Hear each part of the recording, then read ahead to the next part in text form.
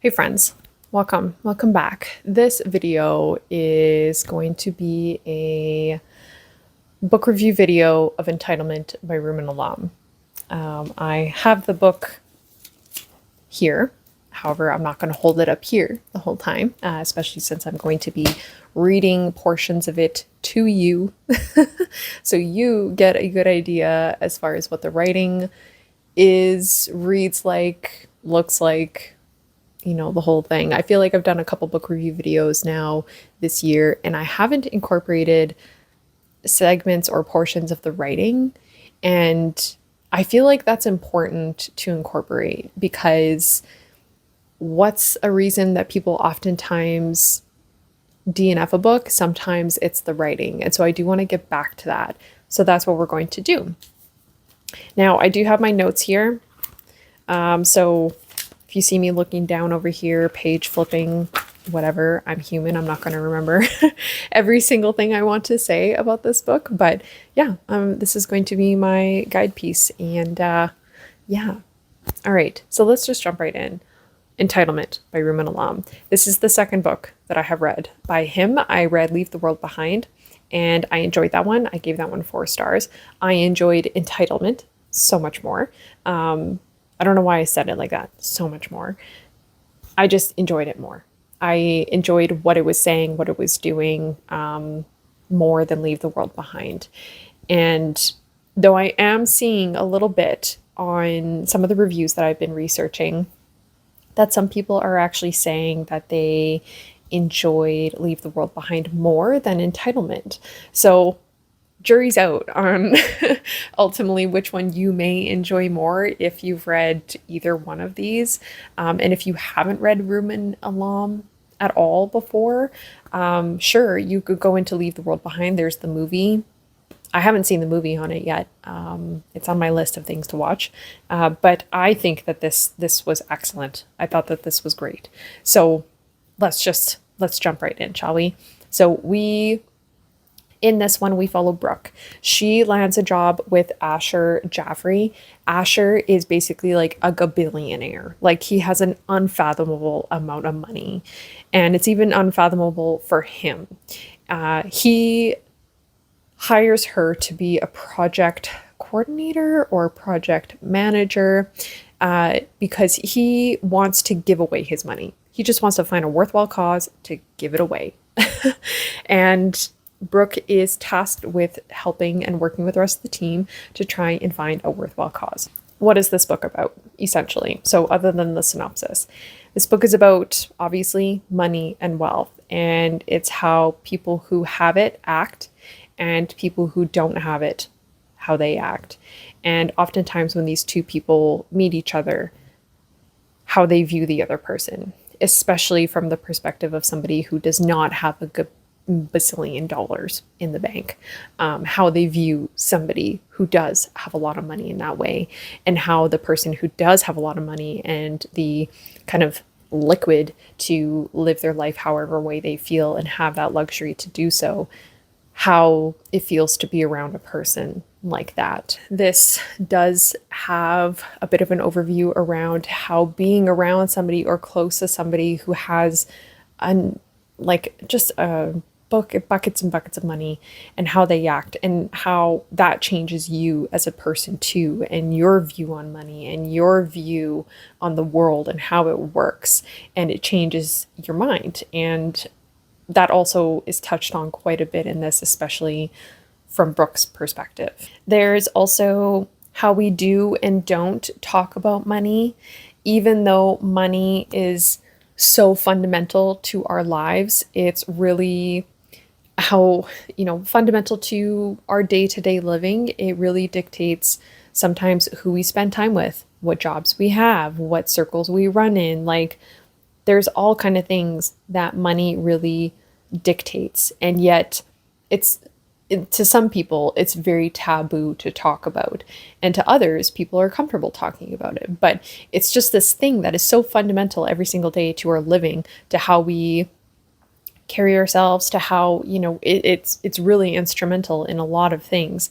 And yet we just pretend like it's not something that's impacting like our friendships, our relationships, our, how we interact with day-to-day life, how we interact with others, and, the food we buy and all these things, right? So when we first meet Brooke, she is still kind of like her feet are still on the ground.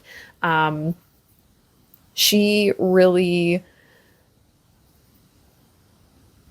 has like, is very kind of skeptical of Asher a little bit. She lands this job, and when we first meet her, she's kind of late to her first meeting with him. And in some ways, she doesn't really care. At least that was my perception and interpretation of that portion. Asher takes her out to lunch, and he wants to buy her lunch. And they end up going to some diner, a very kind of cheap diner. And he mails her a check for like $250, which was like not covering the cost of, or no, sorry, yeah, it was like well beyond what the cost of was for their lunch. Their lunch was like $40 or something. Like it didn't indicate it, but it was like just like a small diner, right? Like, quick food. And she's insulted by this a little bit. So she meets with him, tries to give him the money back. And this is really pivotal, this point in the story. He tells her to demand something from the world, demand the best, demand it. And that, because he's kind of like, no, like keep the money. Like you should feel entitled to this money. He tells her that she is entitled to the same things that he has to some extent. Because they kind of have this weird dynamic and gravitation towards one another. And yeah, so he tells her this, which is really kind of like sets the tone for the rest of the story and Brooke's mindset moving forward. After this, he kind of takes her under his wing as his protege, and telling her that he cares about souls, like people's souls, like finding a worthwhile cause, helping souls, that whole thing. And she really buys into it at that point and really believes in what he wants to do. And so Brooke has a friend named Kim, and Kim has inherited a whole slew of money from her father. It's not quite clear how much money she's inherited, but it's pretty clear by the way that Kim acts and behaves that she's got money. Like, she doesn't work full time. She just kind of follows her whims. She buys insanely expensive apartments. And Kim brings Brooke and one of their other friends to go and see the apartment with her. Even though she's kind of made up her mind, like she wants the apartment, she just brings them along because they're close friends. And she's like, oh yeah, come check it out and whatnot. So Brooke is literally surrounded by people who have a ton of money, like a lot. And they just kind of throw it around accordingly. Not to say that, they aren't investing their money or are reckless with it, but, I think being around people who have money and spend money like they have money, that can make you look at things a little bit differently, right? And look at your own situation a little bit differently. So she saw Kim's succession of Sundays in this 2-bedroom apartment. She saw coffee-stained cups upside down in the dishwasher, saw flowers bought on impulse slouching on a table, saw an orange peel dried into brittle shells left to molder on the marble countertop. The cleaning lady would see to that. She saw comfort and solitude and joy, and it looked absolutely thrilling to her. Kim was dear. Kim was good. But Kim had done nothing to deserve any of this earthly comfort. And wasn't the universe meant to work that way? Wasn't it governed by justice? Brooke wasn't naive, nor was she jealous. She could never live in such an apartment, leaving aside the question of the $4,000 monthly maintenance. This fit Kim. But to have a place in the world that was yours alone, that reflected who you were and what you were worth, not the American dream even, something deeper, more profound. Kim had never even had to ask for this. It had simply arrived by legal fiat. Kim could demand what she wanted from the world. Her money meant her entire life was assured. The only word for what Brooke did then was prayer. She put her forehead against the window's glass, leaned as far forward as she was able, rested the full weight of her body against it, pushed herself towards the sky, and asked the universe for more than she had because she deserved it. And if she did not ask, who would? Did she think of God, or did she think of Asher Jaffe? So again, you kind of see that whole like demanding it theme, demand it, and being good and knowing that money will come their way because they demand it and because they're good. And Brooke believes that she's a good person. And so seeing the two people in her life, Asher and Kim, who have a lot of money and she knows who they kind of are and think that they're good people. And so she thinks same thing is going to come her way. Brooke does end up finding a cause, and it's the Throop Community School where kids danced and drummed. And she went and saw this and saw how this impact was having on the kids and kind of activating like a creative outlet for them and getting in touch with like a artistic side of themselves. She felt that this was the thing that Asher was going to want to put his money towards. So she meets Galyela. I did not pronounce that correctly. I know I didn't. And begins to try to paint her a picture. And this individual is the person who kind of like runs the program at this school. And Brooke tries to paint her a picture of what Asher's money could do for her. She's just kind of like essentially telling her like, you could have the world. You could do whatever you want with this money. And so she begins to view Asher and his money as godlike. So her and Matthew's her other friend, they're talking about how Matthew's saying that Asher's kind of thing that he has going is a potential pyramid scheme. So Brooke thinks in her head, Matthew didn't understand. Asher wasn't on top of some pyramid. He was the deity to whom the edifice had been erected. Asher was not rich. He was free. Hence the skip in his step. His business was God's, the answering of prayers. Brooke indeed knew it was great to be Asher Jaffe, and that she was lucky to know him. Asher's money could save the oysters. It could, if she needed, save her.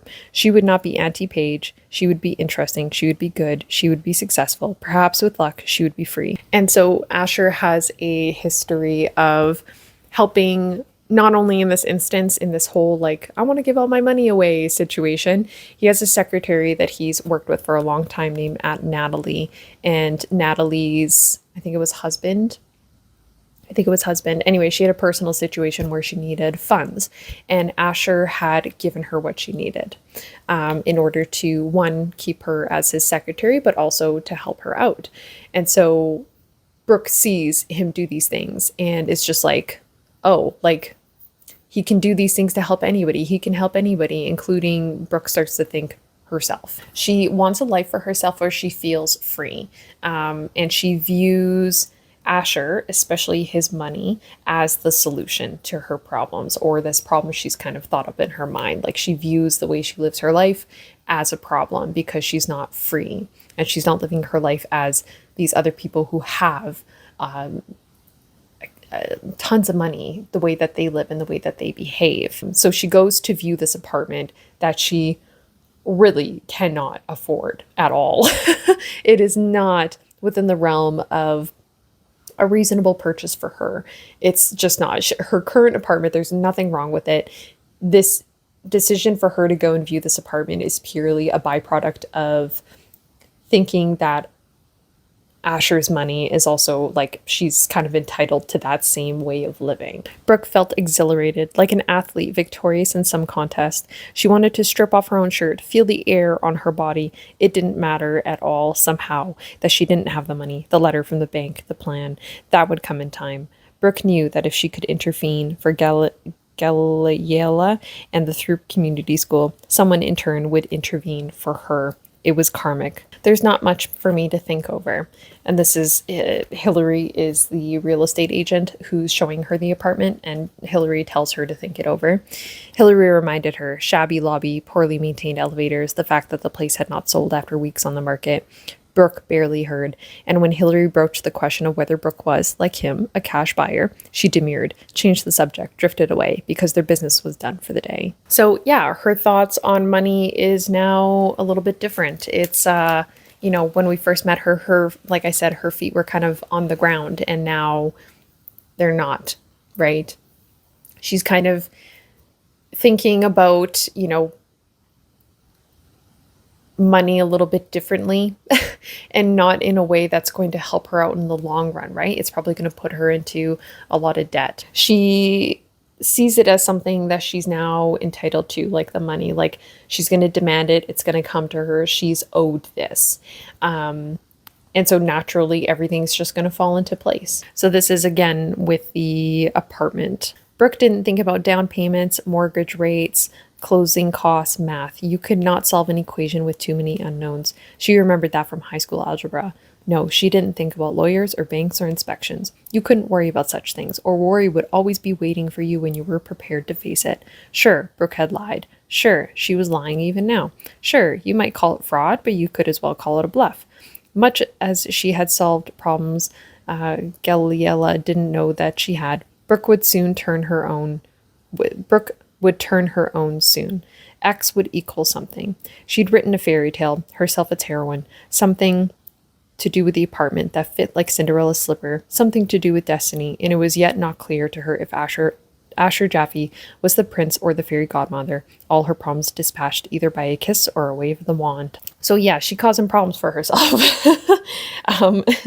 She's kind of spiraling and buying things with money that she literally does not have or just is not even her own money. So I think that that's all the writing portions of this that I really want to share with you. But yeah, it was great. Kirkus Reviews had said that it's an exploration of the ways that access or proximity to money could dramatically shift perspective and skew purpose, identity, and behaviors.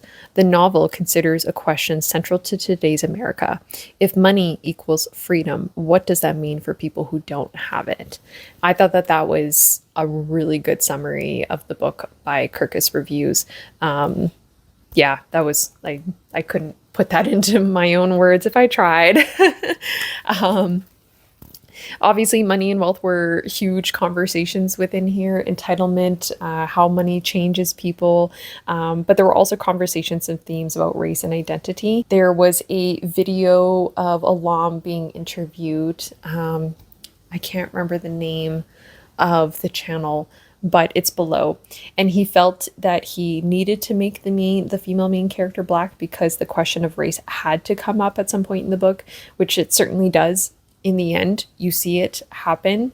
The ending definitely has it's not shocking, but I would say that it has kind of like a quiet, subdued shock value to it. A little bit. It was also used to emphasize differences between the two characters, Asher and Brooke, and to showcase their different life experiences too, because obviously Asher is white and he has different experiences and different ways that he interacts with the world, just like Brooke, being black, has different experiences and different ways of interacting with the world, and really kind of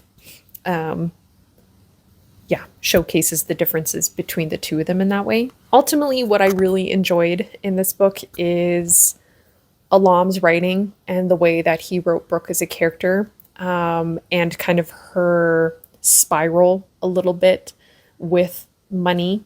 And don't worry, I didn't spoil anything for you. I think I exemplified fairly well Brooke's relationship with money and her thoughts around money. That's really what I wanted to showcase in this video. I did find that although I enjoyed Rumaan Alam's like writing within the book and how he wrote Brooke's character, I did find that her character kind of lacked depth a little bit. I did just find that there was like something missing with the progression of her as a character and her actions, and one making sense and leading to the other, right? But overall, really enjoyed it. Would definitely recommend it quite a bit. I think that the writing, I wouldn't call it dense, but I would definitely say that it's a slower read, I think, in some ways. This isn't a book that has a ton of plot. I think if with Leave the World Behind, the two stories don't really necessarily correlate with each other. However, I think that the way the Leave the World Behind, the way he wrote that, and how it's very, like, not super plotty, but like things progress, but it's just like kind of this quiet, subdued way that things progress and the tensions slowly rise. I think that that's similar to what he's done here. I'm still debating on my rating, honestly. I'm thinking like a 4 or 4.25 potentially. Really enjoyed it. This was definitely one of my favorite books that I read in May. So anyways, go ahead and read it. Entitlement by Rumaan Alam, especially if you have read Leave the World Behind or you're familiar with maybe some of his other works and you enjoy them. Definitely go ahead and pick that up. And if you didn't enjoy Leave the World Behind, I would also say give this a go, because again, I'm finding people are liking either or. I think, but I might be in the minority or like the camp, a very small camp where I'm like, I liked both books. I found them both to be enjoyable to have read. I would definitely watch this if this became a movie. This would be so good as a movie. I think in the right hands, it would be this like really like tense, slow burn, like kind of we find like the way the tensions kind of slowly rise. I can't really think of one right now to compare it to, but I think that this would make an excellent movie. I do. I really think so. With especially some of the parts where there's just kind of like very fancy apartments that we're in and homes and things like that, and seeing Asher come to life on the screen as a character, I think would be really cool. Anyways, I'm getting way off track here. Thank you so much for watching. If you have watched to this point, if you have read this book and you got thoughts and or enjoyed it or didn't like it, let me know. I'm interested to hear. But yeah, thanks so much for watching. I said that already. I'm really not great at endings. I'm just going to end it here. I will see you in the next video. I hope you're enjoying what you're reading.